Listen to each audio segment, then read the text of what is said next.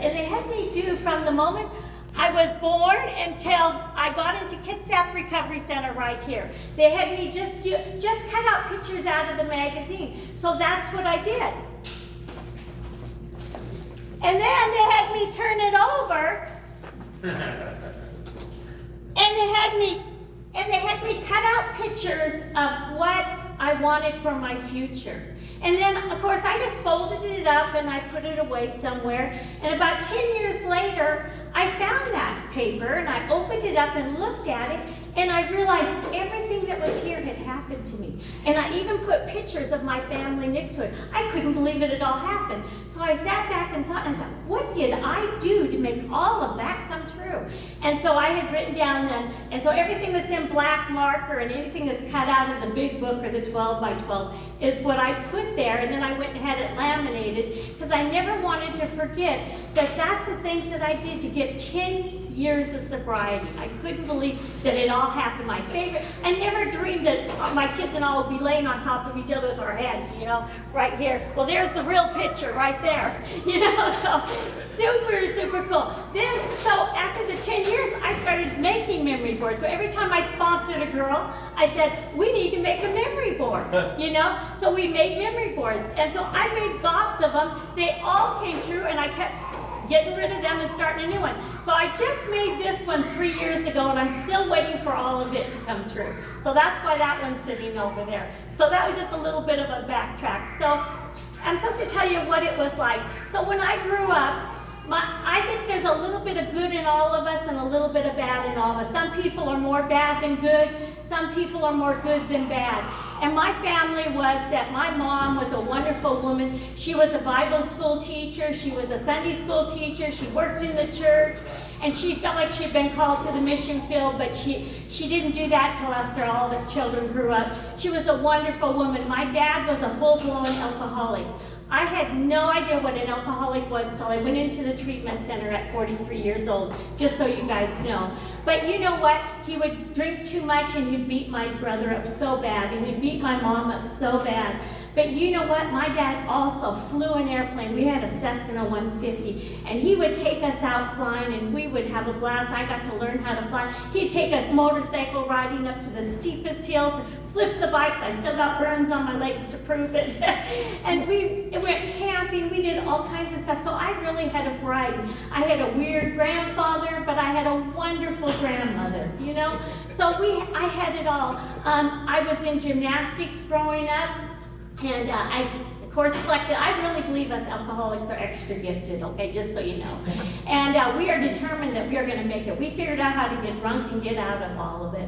So I ended up being first place in gymnastics all the way through, and I was like the best, and I had scholarships being offered to me, but I also found out I was pregnant. So I had a choice to either keep that little girl or to go take my scholarship, and I chose to keep that little girl, get married to a wonderful man, and we had 2 more sons. And life was beautiful because I had been raised in this church that didn't believe in drinking. So my lifestyle was what I saw. Drinking I didn't care for, so I had no issue with it. So we stayed in that church till I was 28 years old, and I never drank. It wasn't even an issue with me. Had a blast. I was a Christian PE teacher, a Sunday school coordinator, did it all, right? Well, then there was problems in the church, and there was disagreements that happened, and I didn't like how they were handling business. And so we decided it was time for us to step away from that church. And you know, we stepped away from that church, and I just want to make it clear that later they came to us and they made amends for how they had handled that situation. And you know, that's what this whole program is about. None of us are perfect. We all make mistakes, but at least we come back and we make amends and we change things. And they did that later, but I did go to a church then that believed in drinking. And I'll take a drink on that one. Anyways, they believed a little wine was good for the soul. So I'll never forget my first drink. I had a drink, and my husband had a couple drinks, and he didn't like the feeling. He started feeling fuzzy, and he didn't want any more. I had a couple drinks, and the party got started. I thought, wow, I love this feeling. And so we proceeded to leave that party, went home, got a bottle, and I continued to drink and got drunk and loved every second of it. He laid over the toilet and puked and puked and puked and never did it again.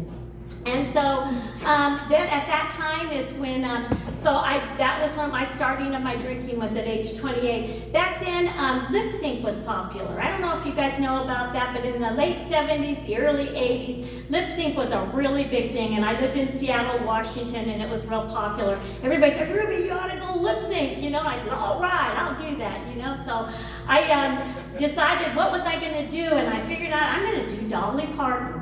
And yes, I wore a push-up bra. I made sure none of the stuffing showed. And I got the costume, the cowboy hat, and everything else. And I did 9 to 5, great balls of fire. I had all kinds of fireworks going off. I joined All-Star Productions, and I got to meet Dolly Parton and Kenny Rogers. I did shows with Stella Parton. They have up in Washington, they had the Seahawk football team and the Sonics and the Thunderbirds. And so I did halftime for all of them, and I just loved it all. I was just having a ball, but I was starting to drink just a little bit too much. You know, things were starting to spiral. And needless to say, then I got married again. So I got 5 marriages. We're not going to discuss them. And anyways, I married Mercedes' dad. This is my daughter Mercedes, just in case you guys don't know. And so I married Mercedes' dad, and he had a recording studio. We had all kinds of big bands in there practicing in Tacoma, Washington, and had parties of over 1,000 people. And Nirvana practiced there and signed their contract there as a famous band and all. But I was bartending then, and then I found out that if I could collect unemployment if I said that my religious beliefs were that I couldn't serve alcohol. And so I thought, wow, now I can stay home and drink all the time and take drugs if I collect unemployment.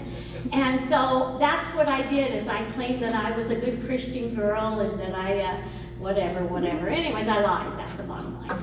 Anyways, and I got my money. So, but then needless to say, things were really spiraling downhill. I was really getting mixed up. I wasn't living in a solution of getting help or anything else. Instead, I was drinking and drugging more.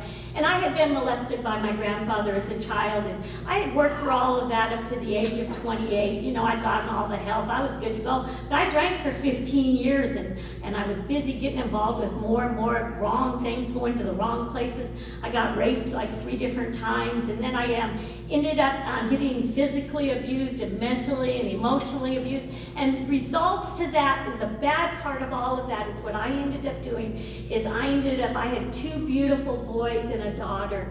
And what I had done is I had taught them to hate God, hate church, hate the Bible, hate school, hate cops, hate everything, and I was spanking them way too hard. And I was mentally saying cruel things to him, and I was just evil, you know, and things were just spiraling downhill. And my mom was in the mission field then. She came home and she saw me and she said, oh, Ruby, she says, would you please just promise me you'll go to those AA meetings at that church down the street? It's just once a week, just go there. And I said, well, okay, you know, and she said, just go to 1 or 2 church services. Oh, okay, whatever, you know. Now, she left again, so I don't know why I did any of it, because she was gone. And I said, okay, sure. So I went to the meetings drunk. She didn't say I couldn't drink, so thank goodness she didn't say that. So I went to the meetings. Well, I had already, over the 15 years, been going to meetings. Everybody kept saying, hey, Ruby, you're an alcoholic. So I went to AA meetings drunk. I went to step studies drunk. I read the big book drunk twice. I never got a thing out of it. Nothing made sense. So why would I even care? You know, I'm going, okay, here we go again. I'm going to sit again. So I sat there, didn't get anything out of it. I went to one church service, and it happened to be a Christmas Eve or something like that. And they said, make a New Year's resolution, a positive one. I thought, wow, that's a new concept. I've never done that. I've always tried to quit drinking, lose weight, stop smoking, do something, you know. So I said, well, I know what I'll do. I'll read like this much out of the Bible, just, you know, a few little verses, you know, and I'll say the Lord's Prayer every day starting January 1st. And I think the reason why I came up with saying the Lord's Prayer was because I was at the AA meetings, and they must have closed the meeting saying the Lord's Prayer, you know, so that's how I kind of came up with that idea. So I'm thinking, okay, cool, I'm doing this, you know. 15 days later, I got another DWI. I go, what is going on? Here I am, I'm doing everything right. Now I got to hire another expensive lawyer because I'd already gotten another DWI. And so I hired this expensive lady that was going to get me out of it, and she met Mercedes. Mercedes was 5 years old, and I brought her with me to see the lawyer and everything else. And she talked to me quite a bit, and she said, Ruby, she said, after she evaluated me and everything, she says, Ruby, I'm going to give you your money back. Your little girl needs a mother. And then she took me before the judge, and she had Mercedes stand up on a bench, and she said, Judge, I would like her little girl to sing you her favorite song. And he said, okay. So Mercedes gets up there and she goes, what you gonna do when he comes for you? Bad boys, bad boys. What you gonna do when he comes for you? I'm going, no. And needless to say, the judge said, it seemed to me like he said he was gonna throw me in jail the rest of my life if I didn't do certain things. He told me I had to go to the treatment center, inside and outside, and probation forever, and meetings forever. And I'm going, I've already done all this stuff forever. I never got anything out of it, but here we go, So I got to the treatment center, and of course then they wanted me to start reading the 12 by 12. And I'm going, this whole book needs to get changed. I said, this is just the stupidest book I've ever read. I've already done all of this. It's crazy. And they said, just read it. And I said, okay. So then they had me look at this Johari window, and they had this big poster up there with a window, and they told me that my past didn't have to hurt me anymore. And I said, say what? I says, now I can't take drugs. Now I can't drink alcohol. But now you're telling me that my past can't hurt me, and I gotta feel all of these feelings. I can't numb it. I can't do anything. I gotta live it. And you're telling me my past doesn't hurt me? Believe me, I'm feeling it. And they said, well, I'll tell you what, Ruby, if you just keep following and doing everything that we tell you to do, that feeling, you will learn how to deal with that. And I said, okay. And they said, well, there's 30 of you guys in this room. And I looked and I said, and they said, only 3 of you are gonna make it. And I go, what? Well, I said, I'm gonna die. And I should have died on my last drunken drug. I was pathetic. I'd never make it. And I'm going, oh my word, and I know this person's gonna make it and that person's gonna make it. That means leaves me out. And then all of a sudden they said, but I will guarantee you, you will make it if you do certain things. And I got out my pen and paper and I started writing, and I said, okay, so what is it I gotta do? And they told me I had to get a big book. I had to get a 12 by 12. I had to go to 90 meetings in 90 days. I need to buy every single book that was out there possible. I needed to get a sponsor. She needed to take me through these steps, and I need to go through them over and over again. I need to reach out and help other people. I needed to stick with the winners. And what else did she say? Or I was supposed to read the books and blah, blah, blah. She went on and on. I wrote it all down, and I decided that, you know what? I wanted that pain to stop. I didn't like any of those feelings of what had happened to me or what I had done and how I had lived. I wanted the solution. And so I started getting hope, and I was willing to listen to anything that they had to say. And so when I said, give me more books, give me more to read, give me anything, I was just willing to do whatever it was because I wanted that pain to go away. And so all of a sudden I started feeling good. Even though everything was real blurry and I didn't understand it all, I started feeling like I had hope inside and that things were going to be okay. And a song came to me from when I was a little girl. And my mother had taken me to Bible school, and they had sang a song to me, and I loved it. And I would sing it all the time. And then when my kids were growing up until I started drinking at 28, I used to sing it to them all the time. And so I was smoking like 2 packs of cigarettes a day at that stage. And I went outside every morning to have my cigarette, and I would start singing that song because I just felt like there was hope. Finally, there was some type of a hope. And then when I left that treatment center, they all got together and they all sang that song back to me. And up till today, at 25 years later, I still sing that song, and whenever I go places and I talk to girls, I sing it to them because I want to give them hope. And so you guys are going to get my song tonight. Now remember, I was a lip syncer, not a singer, okay? So, good morning, good morning, good morning. It's time to rise and shine. Good morning, good morning, good morning. Aren't you feeling fine? The sun is up, it's a beautiful day, and everyone says, hooray, hooray! So, I know that's really corny, but I'd like you to know that song still just makes me, Steve just loves it when I do that to him. get out of the treatment center and quickly go back to that meeting where I was drunk all the time. You know, I wanted to see if I could hear anything, because you know, I went to all these meetings, never heard a thing, never understood step study, never had a sponsor, you know. And so I went back to that meeting, because it was only on Thursday nights. I couldn't wait to show up and hear something. And I get there, and Phil was the head guy there and everything, and he gave me this big book. And then he marked it. And I still have the little yellow marker there, okay? And it was on acceptance. And he read it to me, and I heard that I was supposed to accept everything that happened in my life. I took the book, and I had a real foul mouth back then, okay, you guys, just so you know. I'd really worked a couple years on quit swearing. Anyways, I told him where he could put the book. And he said, whoa, Ruby, it's okay. He goes, I'll tell you what, just take what you want and leave the rest behind. It's okay. And I said, okay, because I am never going to accept that it was okay what happened to me. And he said, that's fine. So, but I kind of want to just continue that story before I continue on. A year later, Paul and Maxine, they're the ones that wrote this story, and I think in the new edition, Acceptance is the Answer. Back then it was the doctor, the addict, and the alcoholic.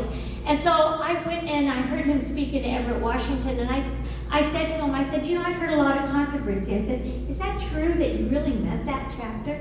And he wrote to Ruby, Acceptance and Peace, Paul O. and Maxine, and it was in 1998, and he said, I meant every single word. And it took me a few years to understand really what that really said, and what it said was that I have to accept everything that's happened to me in my life. I have to accept it. And then what I need to do is, it says here, is that I cannot be happy. I need to concentrate not so much as what needs to be changed in the world, as what needs to be changed in me and my attitude. And I was thinking, well, that means I have to allow abuse, and I have to allow all this stuff. No. And so I'm probably jumping ahead. I had to take a lot of classes on boundaries, and oh my word, I had to go get outside help and everything else, which was the best things that ever happened to me. But the thing is that I learned is that even as of today, that's my favorite line. And the reason why is I have to quit looking at everybody else and what anybody else is doing, and I need to concentrate on changing Ruby every single day. I'm the one that's in charge of my own happiness. So anyways, they told me that I had to have a sponsor, right? Well, at that meeting was only once a week, and they told me to go to meetings every day. So I quickly called the AA headquarters, and I said, I need to find a place I can go to meetings. And so they found me a place that had 5 meetings a day, and I said, I need that. And so I went to those meetings, and they said if I heard a girl that I liked how she shared, ask her to be my sponsor. So I'd go around and I'd say, oh, I like what you just shared, will you be my sponsor? And she said no, she was too busy, or no, she didn't sponsor, or no, she couldn't do it, or whatever. And I was getting nervous because I couldn't find a sponsor. So in the treatment center, they told me that before I did anything, I needed to just whisper a prayer and ask God for help. And I had to remember that when I came into these rooms, I was screaming and asking God for help. I just, whatever. And anyway, so I closed my eyes, and they had a board behind, and it had all these women's names. I closed my eyes. I said, okay, God, help me find the right person. I pointed, and it said Sue H. I said, oh, I don't know who that is. I said, okay, well, I'll get her. And so I called her up quick, and I said, can you be my sponsor? And she said, sure. And I said, well, let's meet up then. She said, sure. And so she wanted me to tell her why I was an alcoholic. I'd done the paperwork there, so I read it to her. And she said, okay, that's great. She said, but I wanted to tell you that when she walked through the door and I saw who she was, oh my word, I go, no, no, not her. And I said, okay, you will be my temporary sponsor. Because I had to have a sponsor. I just knew I had to have one. So I figured I'll get rid of her as quick as I can, but she's my sponsor at the moment. Because the reason why is because she was beautiful. She had her life together. She was rich. She had a job. She was an acupuncturist. She owned homes. She just had a great life. And I'm thinking, I'm not going to, here I am sleeping in somebody's driveway. I've dropped so low, I don't want to tell her what a pathetic mess I am, First thing she said to me, she said, I want you to write a list of my God that will answer all of my prayers. That was my first assignment, was to write a list of my God that will answer all of my prayers. And that I needed to have the right image of God. I need to fire all of my old perceptions of God, and that's the one. And I said, ooh, that might be sacrilegious. And she said, it's fine, write it. So I wrote that God was going to protect all of my children, God was going to protect me, and he was definitely going to murder all of these lists of people. And I made sure, and I said, and God will murder them, right? And she said, Ruby, if that's the God that's going to answer your prayer, you can talk to, and you believe he will hear you, you can have whatever you want on the list. And I said, okay, that's what I want on my list. And so then later I would come in and I would, because every day I'd look around and I go, oh, well, look at your God and your God. Oh, wait a minute, I don't even care. You got one day in this room. Whatever your God is that got you into this room. Oh, hey, you're drunk in this room. Your God's my God too, because at least you were drunk and you got into the room, And then I would look at all the old timers and say, whatever God they have. And so I had decided then that my God was going to be all of it. He was still going to murder everybody, but he was going to be all of it. And that was the God that I prayed to. And she immediately, then what she ended up doing with me is she said, okay, you're going to carry your big book wherever you go. So still today, you'll probably always see me carry my big book. She would make me carry my big book, my 12 by 12, everything. And she said, the reason why, is you're going to come into these rooms and you like to look around, you don't like to pay attention, number one, which was true. And number two is she says, when somebody says something, look it up in the big book and see what it says. Or go to them afterwards and say, where does it say it in the big book? And they go, well, that's my opinion. She says, well, then it might work for them, but it might not work for you. And that was, today still, that means the most to me, because I need to know I'm still in these rooms after 25 years, because everything that's in these big books are real, and that's how it's worked with me. So she quickly told me then that I had to read on that paper that I gave you on awakening, what to do through the day and night. None of it made sense, but I read it every morning, every afternoon, and every night. And you know what happened was all that kept melting into me, so when things happened, it seemed like a little solution popped up. So then she also said that I need to go through the steps immediately. And I said, whoa, wait a minute, we're moving a little fast here. And so then she opened up the big book to me, and she says, right here on page 63, it says, next we launched out on a course of vigorous action. She says, you want to stay sober, Ruby, or you want to go back out and drink? I said, I want to stay sober. She says, okay, we're going through these steps. So she got Gina together, and we all went to her house, and Gina took us through the steps. And what it was she went through 0 through 64, and she quickly went through all of the steps. And so we did it like in a 4-week period. And we went through it all. And then, just so you know, I continued doing that with Gina and taking her aside and spending time with her and having her explain it to me. And then I loved it so much that for the next 10 years, I would get all of my girls or anybody that was available that wanted to do it, and we would continually go through the 164 pages because I felt like that's where the solution was. But then when we got to step 4, I'm thinking, oh my word. And so we had to talk about amends. Well, I couldn't see anything I did wrong. She had this paper pulled out, and I was supposed to write a list of the things I had done wrong. Well, I said, I didn't do anything wrong. Mm-hmm. It was everybody else's fault, not mine. And she goes, okay, Ruby, then write a list of all the people that did something wrong to you. And I said, piece of cake. I'll be done in 5 minutes. And so I wrote a list of all of the people's names of everybody, and it was easy to remember because I've been letting that eat me alive for years. And I wrote that list, and she said, okay, Ruby, now we're going to talk about your part. Oh, and you know what's wonderful about having a sponsor is they're gentle, they're loving, they're caring, they got wisdom and knowledge.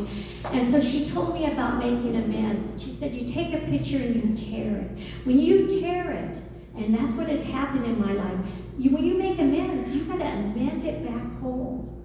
And she says, if you can't mend it back whole, you can't make that amends.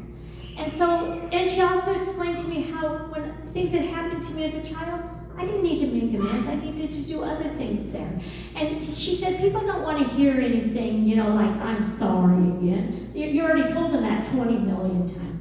You were wrong, And so she really went through that very, very thoroughly. Matter of fact, before I could even make an amends, I had to call her up, tell her exactly what I was saying, and I had to be next to the house or I was going to knock on the door. So so that I wouldn't forget what I was supposed to say. And she was wonderful about that because she didn't want my life destroyed. She wanted my life built up. And that's what was so, she never had children. I was like her child. And so then we got to the resentment parts, okay? So she went through all of that with me. It was wonderful. Then we got to the resentment parts. Well, I have that list of murders, remember? And so she was telling me I had to do the resentment prayer, right? And so she had me open it up to resentments, and I can find it quicker in the new book, because that's what I have to work on. And she had me read it, and she says, okay, the people that you want murdered, instead I want you to read this. And it says here on pages 552, it says here that it says, if you will ask in prayer for everything you want for yourself to be given to them, you will be free. Ask for their health, their prosperity, their happiness, and you will be free. Even when you really don't want to do it for them, and your prayers are only words, and you don't mean it, go ahead and do it anyways. And so I said, you want me to pray that? I've been praying that they burn in hell. I've been praying that they die. I've been praying all these prayers. She says, no, Ruby, I want you to pray that. And I said, okay, but can I add my own words? And she said, sure.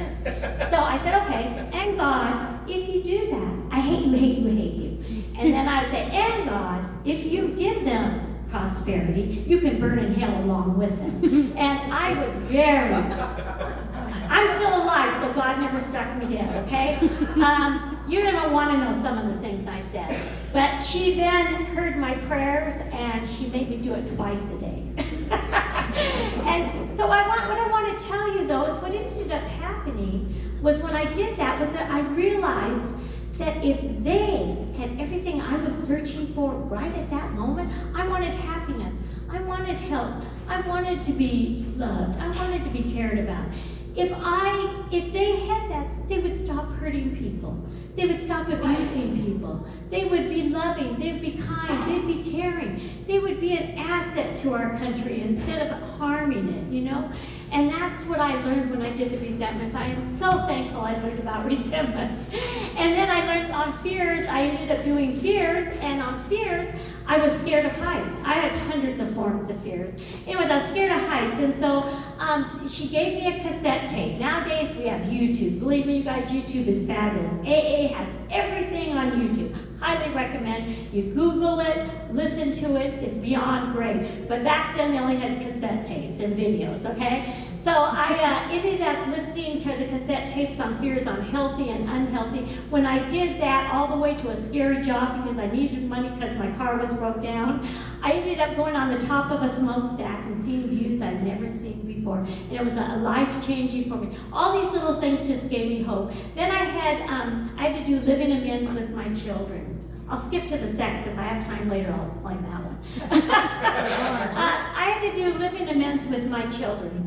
And so she told me that I had to show them every day by the way I lived. And so I invited all of my kids. By then I had a really good job working construction in the union, and good pension, medical, dental, everything, you know, from living on the streets. Everything was coming together. I've been doing my steps. That's what they say too, is your life just comes together, and that's what happened. And so I told my kids I'd even pay their gas. And if they didn't have a car, I'd make sure they had one. I took them all to the Ocean Shores Convention in Washington. I just asked them to listen to the main speaker at night, but during the day I wanted to take them each to the beach and make amends to them.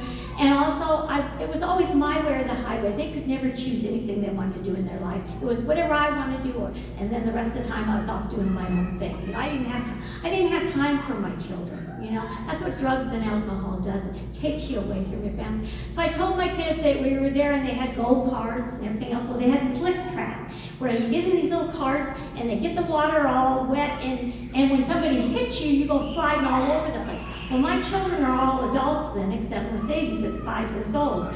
And my first 3 children had already grown and gone, and they could not wait to hit me on slick track. Boy, I got out there and I'm going around the circle and they're banging me and everything else. Well, the rule was that when we got through and they stopped the time, I had to ask them, do you want to do this again? And of course they were, yes, you know. So they would go again and they'd start hitting me again, and I said, okay, I gotta learn how to get away from these kids, you know. So I started really learning how to do the slick track, and as soon as they hit me, I learned how to get out of it and keep going. I think they wanted to do that 3 or 4 times. That's the picture of it right there. Anyways, and so we had a great weekend, and I made amends to my children and everything. I told them I'd do a living amends, and the next day I had to go to work, and it was pouring down rain, and I was going in the slow lane on my way to work, and a huge semi came up on me, and he hit me from behind. He didn't see me, and my car went spinning around, and I swear I was looking right in his eyes, right there, and I go, I'm dead. And then I said, no, I'm on slick track. And I pulled myself out of that accident. I pulled off to the side of the road. The semi pulled behind me. And he said, I can't believe you're alive. I knew I had killed you. And I said, I was on slick track. I made amends. I was on slick track. I did what my kids wanted. And I know that sounds really silly. I was jumping up and down in the rain. I was so excited, but that just gave me hope one more time that everything was going to be okay as long as I stayed close to this program.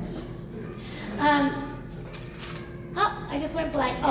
So she was really good about making sure that I went to every function in AA. And you know, that's one thing I really appreciate. She took me to picnics, and Mercedes to picnics. And we went to dinners and speakers meetings and conventions, and we did all kinds of cool stuff. And as you can see, I even played softball. This is my AA softball team. See? Yeah. All right. And I got to wear this jacket once I got 10 years, and we were boot heel over the hill group. But in Seattle, there was like about 50 softball teams there, and it was a lot of fun to get together with all the AA people. I want you to know that I had, then I got Martha, okay? I had 5 different sponsors, just so you know. She moved to Florida. So then I asked Martha to be my sponsor. Well, I asked Gina to be my sponsor because she's taking us through steps, but she wouldn't get a sponsor, and she ended up going back out. That's her own story. I don't know what all happened, but I continually did the steps then with another person that was good at doing them for 10 years. So I asked Martha to be my sponsor. When I moved down here, I asked Jody to be my sponsor. Jody passed away. I went back to Susan to be my sponsor. She passed away, and so now Martha's my sponsor. Just to kind of give you a quick highlight of all of it. Martha wanted me to learn to live in the moment. I know she didn't say this, but she would say, I had one leg in my past and another leg on my future. I was peeing in the present. that was my saying. That was not her. She wasn't that way. But so she wanted me to really understand to live in the moment, that the gift was in the moment. And what she ended up doing was, I was always boo-hooing about everything. And here I had a beautiful life, and I was on a beach. And I just felt like I was out meditating. I felt like I just need to stop it, you know, and enjoy the moment. And so I was in Cancun, and I started digging in the sand. And I pulled up about 20 of these, okay? And I just felt like it was God saying to me, enjoy the moment. The gift is in the moment. And that's how come every time now I see a conch, and Steve and I have found hundreds of them now, and go to Grand Turks, you guys, thousands of them there. Anyways, but then it was just that I just needed to find something great like that. I carried the backpack. I took about 25 of them home and handed them out to all of my family. I was so excited. Then I had Jody. I moved away, and Jody became my sponsor. She used to be here. She passed away. And Jody had a treatment center in Hollywood, California, and she ran it. And so she would take people through the first 3 steps, and she'd take them through all of the steps. She came here and retired. So I said to her, Jody, her most important thing was to ask for God's will in my life and the power to carry it out.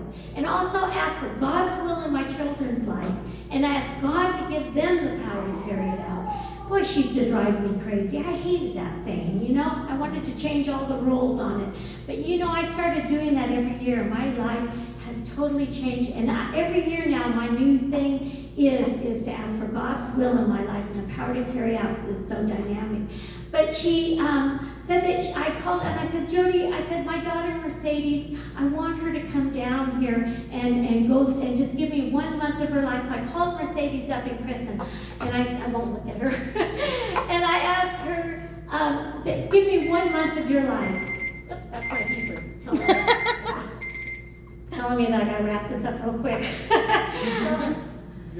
And I said, I said, Mercedes said, sure, she'd come down for 1 month. I said, I'd pay all your bills, I'll give you everything. You don't have to worry about nothing. Just come live in my home for 1 month. And Jody agreed she would take her through the steps and all. And so Mercedes did everything we said, and Chris, and they did everything. And Mercedes was able to get pregnant. And you know, Mercedes was the only reason I'm alive today. When I had went into the treatment program, I just wanted to live because I had destroyed my first 3 children's life, and I didn't want to destroy one more child's life. And so I went into that treatment program, and I did everything I was asked to do for all of those years, just because I wanted her to live. I wanted to live and make sure I was a good mother to her. And so when she came down and was willing to do whatever it took, she was able to get pregnant.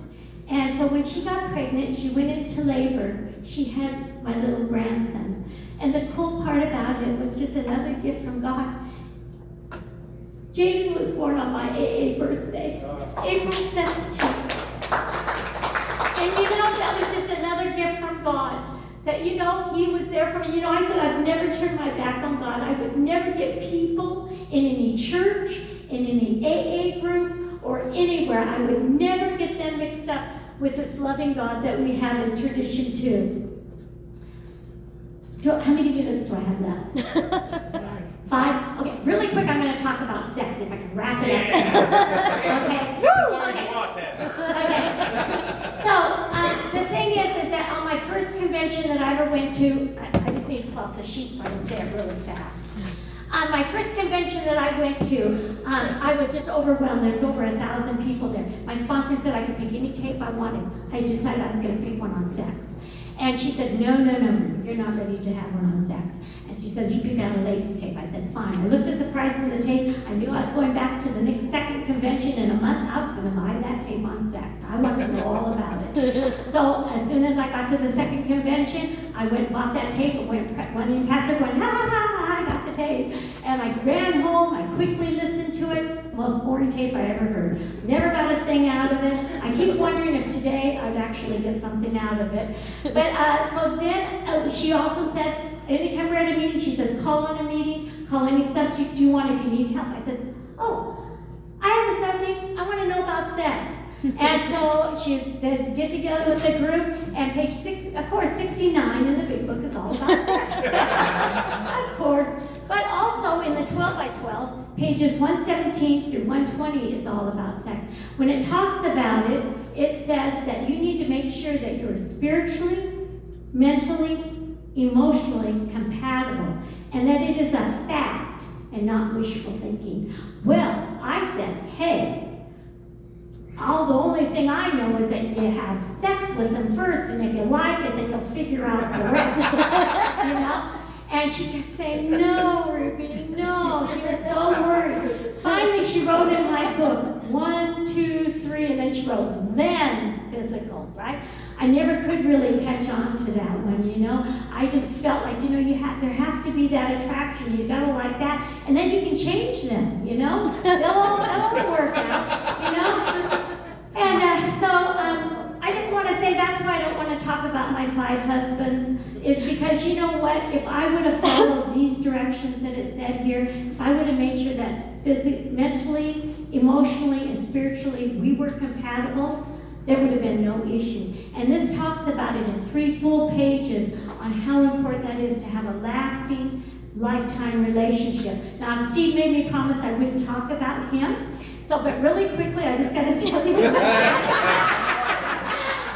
So, really quickly, I met him a few years back, okay? I thought he was a hunk, okay? And so I said, we're at the campfire meeting, I said, how much time do you got? He goes, oh, a few. And I said, well, how many meetings do you go to? And he goes, oh, when I feel like it. I go, oh, okay, I'm going to repeat the same cycle of sickness that I'm always involved in. So I totally avoided him. And then at the last campfire meeting that season, I said, so exactly how much time? Because I thought, well, maybe I can be friends with him, you know? And he said, I have 40 years in the program. And I had this list of everything spiritually, mentally, and emotionally that had to be compatible with me. I've handed it out to a lot of girls, by the way. And he lined up with all of that, just so you know, okay? And so I said, okay, you're dating me. So So, needless to say, we've been together. We've been out cruising and seeing the world. So we got on the ship and we got into a disagreement. This is the most important part, you guys. We got into a disagreement and we both kind of just separated. And he came back to me and he says, okay. He goes, it says in the big book that you're supposed to promptly make amends. And I said, yeah, and I'm waiting for you to do that. And he said, I'm waiting for you. Anyways, needless to say, that was the most beautiful feeling because we were able to sit down and practice the principles of this AA program. And that's what this program is all about, is applying it to your everyday life. I want to conclude with the most important things the last 25 years of my life are, and that is, it says in tradition 2, it says a loving God. And we all say at every meeting, God could and would if he were saw it.